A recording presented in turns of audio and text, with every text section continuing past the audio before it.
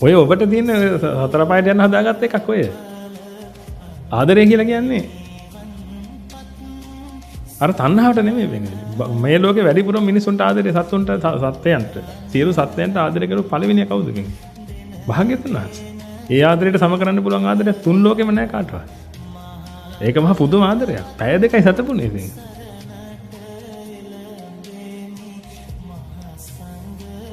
බැනුම් අහා ගියේ බණ කියන්නේ. බැනුම් අහා වැඩිය නෙමෙයි. එම් බයිනවා. පතුර යන්න බයින කුණු හරපෙන් බයිනවා.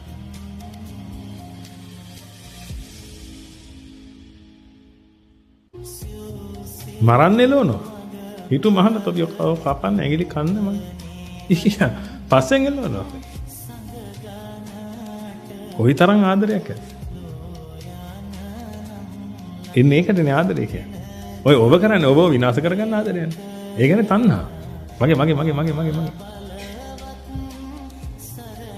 ඒක නිසා පින්වතුනි ඔබට තියෙන ප්‍රශ්නයකට උත්තරේ මේ ගන්න. ඒක නිසා ඒව ඔක්කොටම දරුවන්ව ගාව ගන්න යන්න එපා. ඔබට තියෙන ප්‍රශ්නයක් තියෙනවා ඔබගේ හිතේ තණ්හාව හැදෙනවා පින්වතුනි. තණ්හාව හැදෙන්නේ අවිද්‍යාව නිසා මේ ලෝකේ ගැන හරියට දන්නේ නැති නිසා. ඒක නිසා අන්න ඒක නැති කරගන්න ඔබ උත්සාහ කරන්න. ඒවට අර එකක්වත් ගෙනහලා ඉස්සරහින් තියාගන්න එපා. ඉතින් දරුවෝනේ දරුවෝ නැතුව අපි කොහොමද ඉන්නේ? අපි දරුවන්ට ආදරේනේ. අපි අම්මලානේ, අපි තාත්තලානේ, අපි දරුවන්ට ආදරේනේ. ආදරේ නෙමෙයි. ඔය තණ්හාව. තණ්හාව කියලා කියන්නේ තමන්ගේ හිතේ පැවැත්ම උදෙසා තියෙන මහා ආත්මార్థකාමී හැඟීම. තණ්හාවේ ආදරයේ තියෙන වෙනස තේරුම් ගන්න. ආදරය කියලා කිව්වේ තෙන්ගතනේ කරන කැපකිරීමට කිසිවක් බලාපොරොත්තු නොවේ.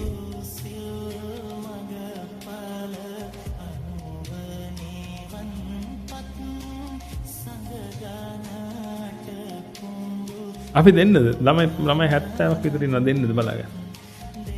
ඔබගේ ළමයි නෙමෙයි. එන නෝබල් හාර්ට්ස් එකේ බාරව කටයුතු කරන ස්වාමීන් වහන්සේලා කොච්චර ආදරයක්ද? උන්වහන්සේලාගේ දරුවෝ නැහැ නේ.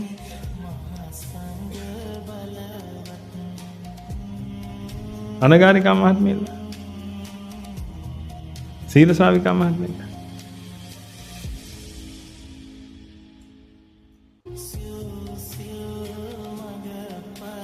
කොච්චර ආදරයක් ඇද්ද? ඒ විදිහට කැප වෙලා උගන්වන්නේ දරුවන්ට.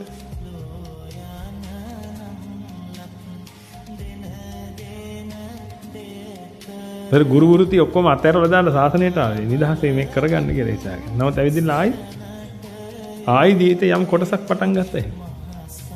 ආදරයට විශ්ව ගුරුවරු බිහි කරන්න.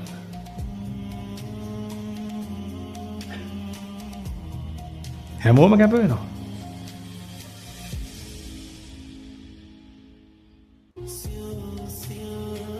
ඒකනේ ආදරේ.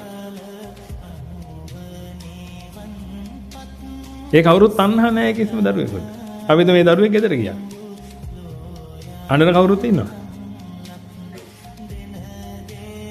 එහෙම කවුරුත් නැහැ. නමුත් ඔබට තියෙන තණ්හාවේ හැටියට මොකද වෙන්නේ? දරුවෝ ඔබ ගාව නැති වෙච්ච ගමන් මොකද වෙන්නේ? කතා කරා.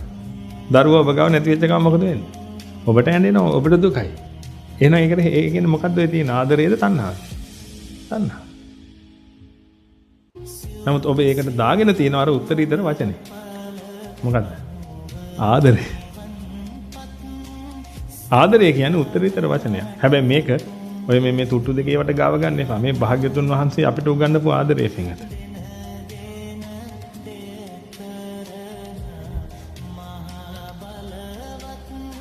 භාග්‍යතුන් වහන්සේ අපිට උගන්වපු ආදරය කියන එක තමයි ආදරය කියන්නේ. අනිත් ඒවා ඔක්කොම පිංගතුනි තණ්හාව පෙළීම නිසා හැදිච්ච ඒවා. තණ්හාව පෙළීම කියලා කියන්නේ තනිකරම පිංගතුනි හිතේ තියෙන පෙළීමක්. ඒ හිත ඉල්ලනවා පිංගතුනි අර රූපේ.